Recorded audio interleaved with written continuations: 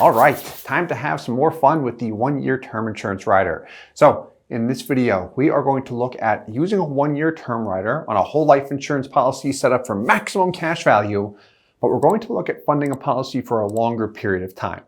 So in our last video, we looked at funding a policy for a short period of time, 7 years, up to the MEC limit, then a reduced paid up option. Great way to maximize the internal rate of return, and the 1090 design with the minimum base premium and a one-year term rider gave you the most value, cash value, and death benefit, that is, on a guaranteed and non-guaranteed basis. What we're going to look at in this video is a different company, Mass Mutual, with funding a policy for a long period of time. So let's take a look here. When it comes to company selection, you know my stance on the 4 major mutual companies. They've consistently delivered among the strongest actual values, actual cash value, not illustrated, when it comes to properly designed policies. Mass Mutual is a company that will permit a 1090 split, meaning a minimum premium design, which maximizes the upfront cash value. And they also allow, if the policy is set up properly, they will allow for a very long funding period. We're going to look at a 40-year-old individual, just like the last video, but in this case, funding a policy for 25 years.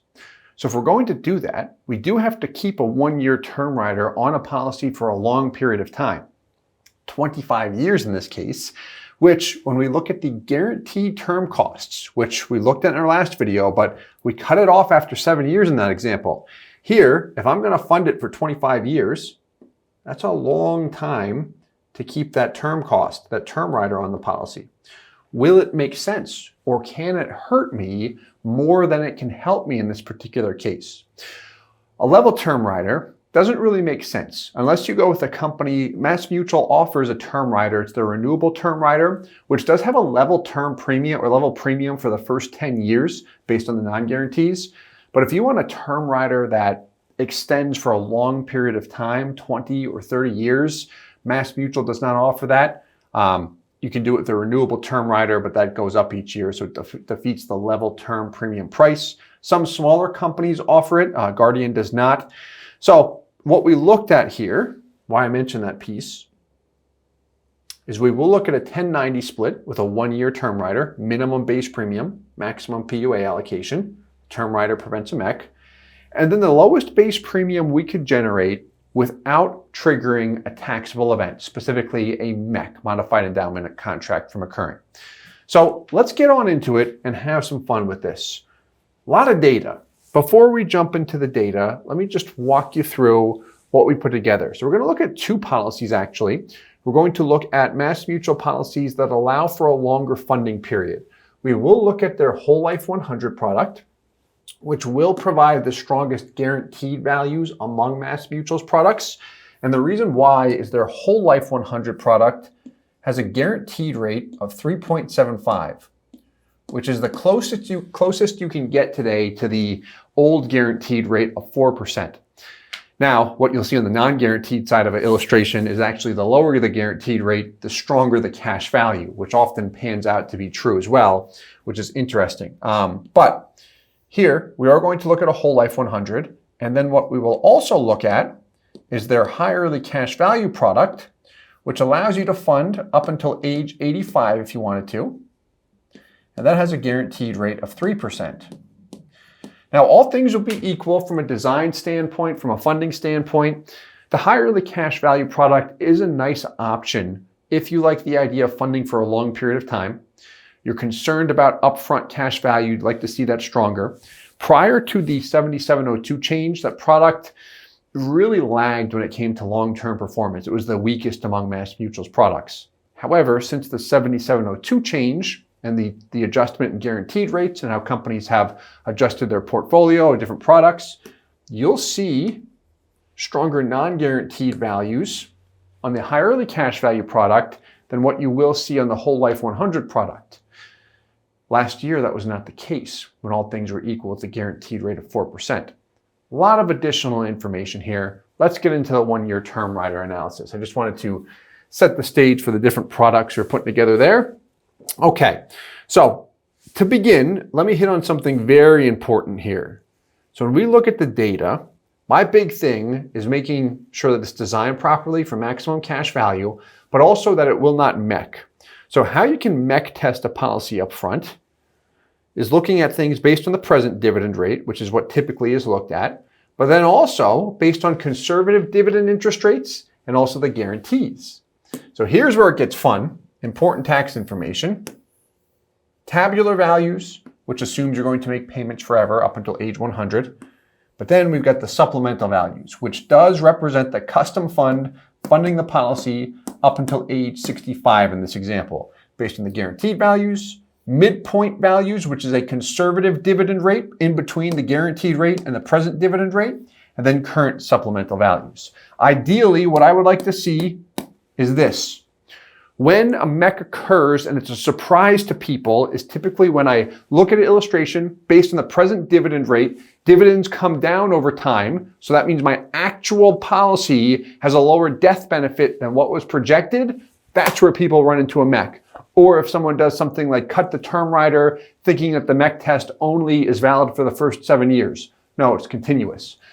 So point to that, mech tested, mech approved, or non-mech approved, I should say. Let's take a look here. I'm going to do this. If we go down to the supplemental values, we've got the guaranteed values. So this assumes no dividends. So this is pulled directly from Mass Mutual's illustration. When we get to the Excel spreadsheet, that is, there we go. Crossover between years 10 and 11. This is their whole life 100 product. Where's your money going? That's the big question. Here's your premium. Ailer is their standard PUA rider, $82,000. And then we've got LISR, which stands for Life Insurance Supplement Rider. You see this guy, which is term insurance attached.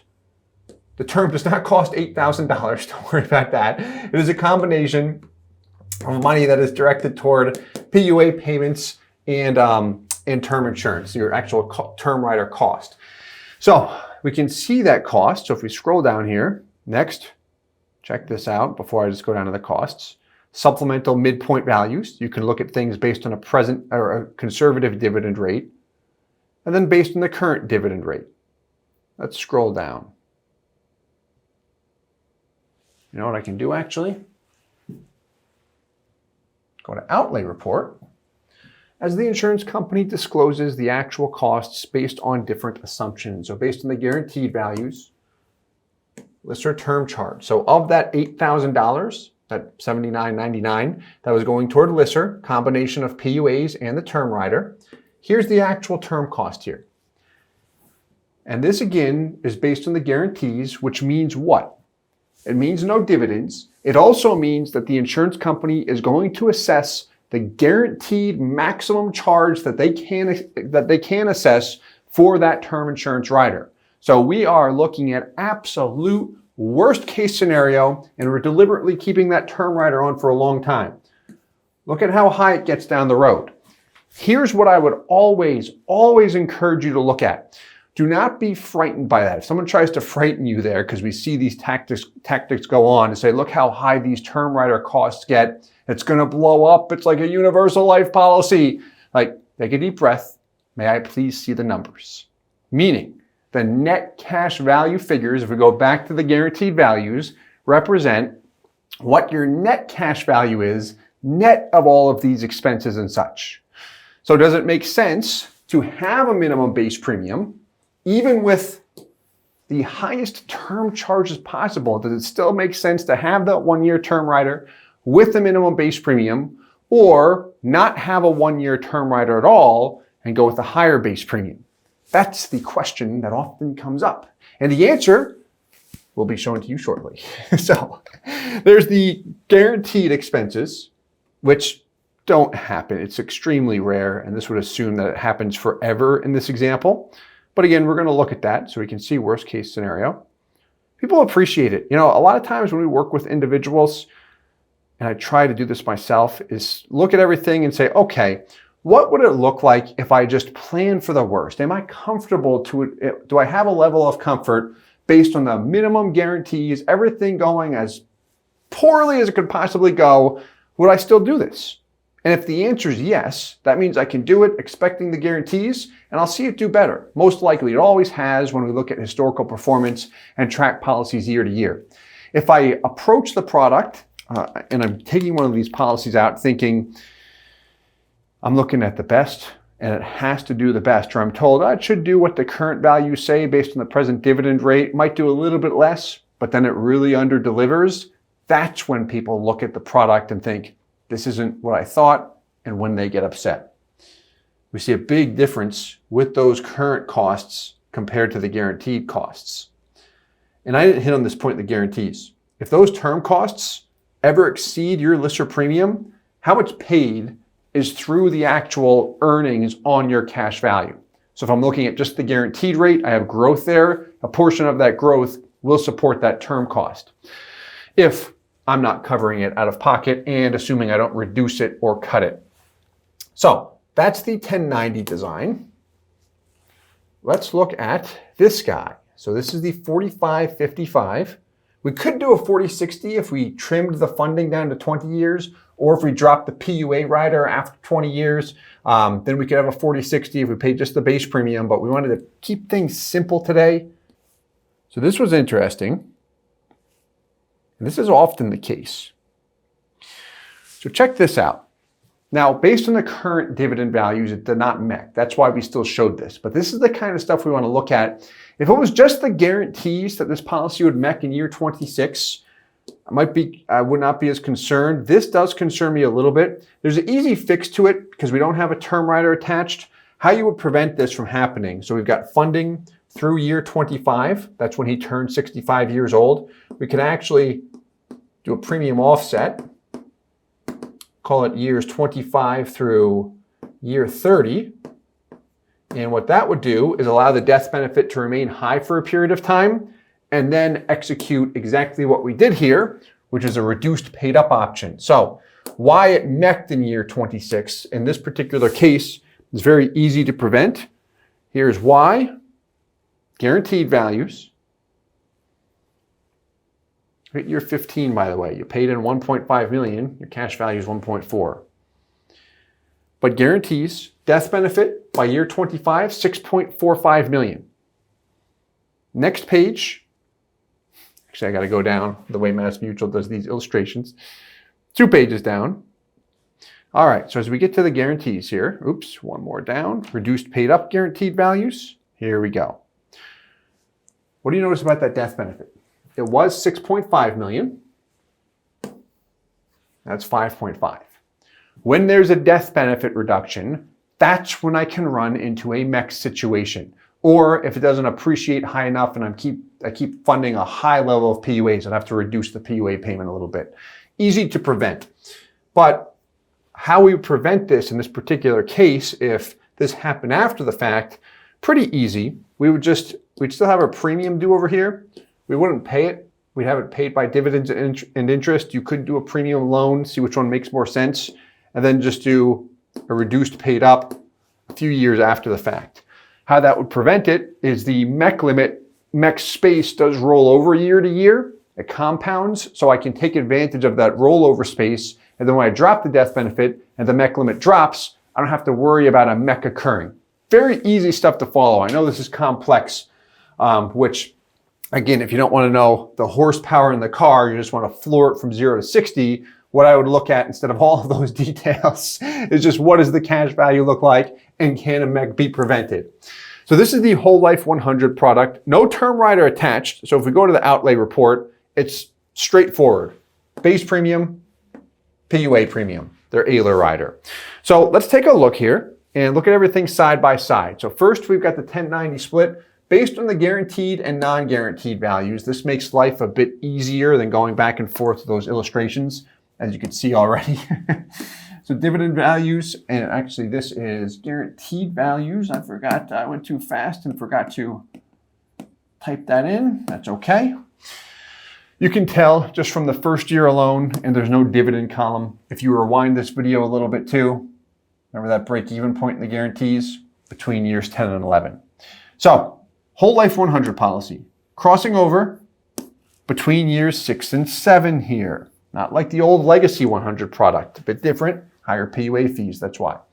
You've got your whole life death benefit, then your 1 year term rider, add the two together, you've got your total death benefit. So what happens here is if I'm funding for a long period of time, in order to MEC test it, or in order to prevent a MEC, I don't want to aggressively buy that term down. If I hit a point in time where I plan to fund it for 25 years, and then I say, hey, I'm going to stop earlier, then we shift more money to LISR, which buys down the term, improves performance, but we don't like to do that from the get-go. I want to make sure it doesn't MEC more than anything else, if my intention is to fund for a long period of time, which it is here. So funded up until 65, kept the term rider on, there's your OYT cost. And then here it is based on the guarantees. Different story here. Check that OYT cost out. Exactly what we saw in the illustration. And there's your value at year 25. So what makes more sense? This design or one without a 1 year term rider if you want maximum cash value. Let's take a look. So this is the current based on the present dividend rates, dividend rate with this company, with MassMutual, and then also the current term costs. So right out of the gates, year one, you're paying $100,000, you've got just about 84%, versus this guy, this is a traditional whole life insurance policy, so years 1 and 2, that base premium does not show up in cash value. Same is true of this, no matter how low that base is, not there in the first 2 years. So as a result, you're paying 100, you've got 51, almost 52 grand in cash value. The next year, you're paying another 100,000. It grows from 51 to 111. You didn't get your 100K back. Year 3, you're paying 100. You don't get your 100K back. Year 4, you're paying 100K. Almost get it back. You get about $99,000 back. Finally, by year 5, based on the non-guarantees, you start to get more money back than what you pay in each year. Okay. Over here, with that 1090, year 1, 100 goes in. You've got 84. It's a $14,000 hit, not a $45,000 or a $50,000 hit. Year 2, 100 goes in. Do you get the 100 back? No. If you did, it would be 183. It's not. I wish it was, but it's not. Year 3, you're paying 100 again. Look at that, 172 to 270, not there. Finally, year 4, what happens? You get more back than what you've paid in. By year 7, you've paid in 700,000, you've got 715. Over here, this is the non-guarantees, so back to the 40-60 or 45-55. Year 10, you have paid in $1 million, you have $1 million, assuming dividends do not change at all. Year 25, what do I notice here? Based on the non-guarantees, they're getting close to each other. However, which one have I had more from start to finish? Correct, the minimum base premium. If I look at things long range after I stopped the funding and looked at the reduced paid up option, so I killed the premium on both of them, what do we notice here? As time passes, let's look a ways down. If we look at age 90, is there a difference? Not huge, but which one have I had? Do I have more money in from start to finish? And this is based on a non-guaranteed illustration, right? We know things will change over time. But let's look at a guaranteed illustration, which allows us to see which one truly costs more, because we've got the same guaranteed rate applied, and then we have an example with no term insurance, and then an example with a very, very expensive term rider. Ridiculously expensive, but it's not going to be this expensive. Let's take a look. Okay, 1090. There's your term rider. There's your term rider cost. Look at that go up over time. How close was it on the non-guaranteed values by age 65? It was very close, within $20,000 or $20,000 and change. How about here? Interesting, isn't it? Completely different story. That difference now is over $100,000 in favor of the example with the higher term costs. The reason why is because while those term costs went up, yes, that's higher, they were still much lower than carrying that huge base premium. What does not show up in the early years? The base premium. Where are the heaviest expenses? The base premium. Based on the non-guarantees, what the insurance company looks at, they say, okay, if you go with the higher base premium, we will potentially, keyword potentially, pay you a higher dividend on base premium dollars than what we pay on PUA dollars. However, that is frequently adjusted when we look at reality. So I always like to look at, okay, what has actually produced stronger values and what's guaranteed. If it's me paying my money into a policy, that's what I'm interested in, assuming my goal is maximum cash value. I just always want to reemphasize that point. So that is the Whole Life 100 product. Let's go through quickly here the high early cash value product, which I like as an alternative if someone wants to fund for a long period of time. If you're funding for a short period of time, and like Mass Mutual, I want to make sure I just add this point in there. You already know this if you've watched any of our content. I like these products. They're 10 pay, 15 pay. Their new 12 pay falls in this neighborhood as well, where we've got lower PUA fees, lower guaranteed rates as well, but lower PUA fees, which really allow for stronger cash value. Even if you do things right on the guaranteed side, you can get a similar break-even point or a better break-even point with these guys, which have a 2% and 2.5% guaranteed rate. We can often get a stronger break-even point, guaranteed value-wise, with those two products compared to a Whole Life 100 with a 3.75% guaranteed rate. The reason why, lower PUA fees. That's what's really taking a bite out of the upfront cash value. But anyway, if someone says, well, that's all well and good, but I want to be able to keep paying money into the product, say until 65, maybe it's until 85. Like, I don't want to be restricted here, Steve. This is where we would look at 100 or the high early cash value. You could look at the Whole Life 65 as well. Not a huge difference there. So let's just zip down here actually. Supplemental values. What do we see? Where's the money going? Premium. There's your LISR. There's your PUA. Total of 100K. Let's look at your MEC limit. Where's the MEC limit set? This is the example with the 1-year term rider. Overinflated a little bit because we're funding for a long period of time. Don't have to go quite that high. Doesn't make a huge difference, but we did. Break-even point based on the guarantees between 11 and 12. Let's go down to the outlay report. Let's go down to the current values first, actually, so you can see that when we reference it via the spreadsheet. I went too far. Come on, there we go. Current values represent the present dividend rate, and there's your break-even there. Between years 4 and 5, much stronger cash value up front. Look at the first year, actually. This is why I included this in this video, because people are interested in this. $92,000.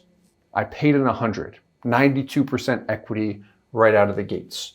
The base premium, I get about 80% of that shows up in cash value in the first year. It used to be 90% with the old product, but new products, they kicked it down. How you can see that, this column represents the cash value buildup based on base premium payments only, and it also assumes the guaranteed rate only is applied to those base premium payments, but where it's valuable is the first year. I see exactly what shows up from the base premium in cash value immediately. So there's my value over time. Then I did the same thing. I almost forgot. Let's look at the term cost outlay report. Okay, here we go. So that's the guaranteed, I'm sorry. A little bit less than the Whole Life 100. You know why? I need less death benefit with this product because it has a lower guaranteed rate. The lower the guaranteed rate is, the less life insurance you need to attain the same MEC limit. And again, if you say, Steve, I don't care about this, a good friend of mine says this, like, just tell me what to do. Don't tell me all this stuff. I'm like, all right, we'll set it up for maximum cash value and monitor it for you. So don't feel like you have to know all these details unless you want to. As you can tell, I will 100% nerd out with you on this, and our team will as well. A lot of our team members will too, if you'd like. Let's continue on. So there it is, term rider cost. We like to make things transparent, you know?